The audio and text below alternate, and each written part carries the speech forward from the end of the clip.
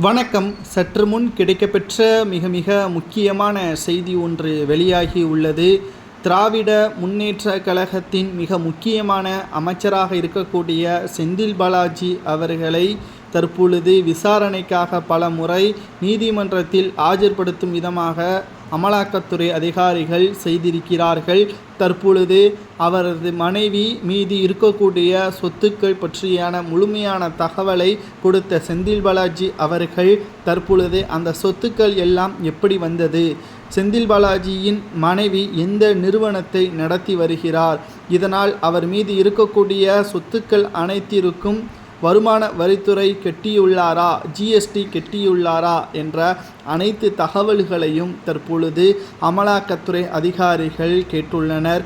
எந்த ஒரு வார்த்தையும் பதில் பேச முடியாமல் திணறிய செந்தில் பாலாஜியின் மனைவியை தற்பொழுது டெல்லிக்கு அழைத்து செல்வதற்கு திட்டம் போட்டிருக்கிறார்கள் அமலாக்கத்துறை அதிகாரிகள். ஏற்கனவே கரூரில் பிரம்மாண்டமாக கட்டி வரக்கூடிய பங்களாவை சீல் வைத்திருக்கக்கூடிய அமலாக்கத்துறை அதிகாரிகள் அந்த பங்களாவை அரசுடைமையாக மாற்ற வேண்டும் என்று தற்பொழுது ஊர் மக்கள் கடிதங்களை நீதிமன்றத்திற்கு அனுப்பி வைத்திருக்கிறார்கள்.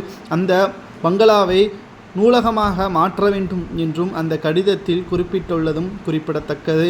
சுமார் 750 கோடிக்கு மேலாக செந்தில் பாலாஜியின் மனைவி மீது இருக்கக்கூடிய சொத்துக்கள் அவர் எப்படி சம்பாதித்தார் என்ற கேள்விதான் இங்கு வைரலாக பேசப்படுகிறது.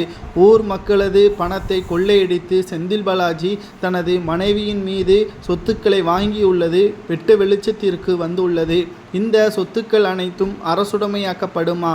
அதுவும் தமிழக அரசுடைமையாக்கப்படாமல் மத்திய அரசுடைமையாக்கப்பட்டால் நிச்சயம் இது மிகப்பெரிய அளவில் மாற்றத்தை கொண்டு வருவதோடு செந்தில் பாலாஜியின் மனைவிற்கு கிட்டத்தட்ட 10 முதல் 15 ஆண்டுகள் வரை சிறை தண்டனையும் கொடுக்கப்படலாம். காரணம், இவர் இந்தியாவின் வளர்ச்சிக்கு தடையாக இருந்ததன் காரணமாக இந்த வழக்கின் இறுதி தீர்ப்பு இப்படித்தான் மாறும் என்ற தகவலும் வெளியாகி இருக்கிறது.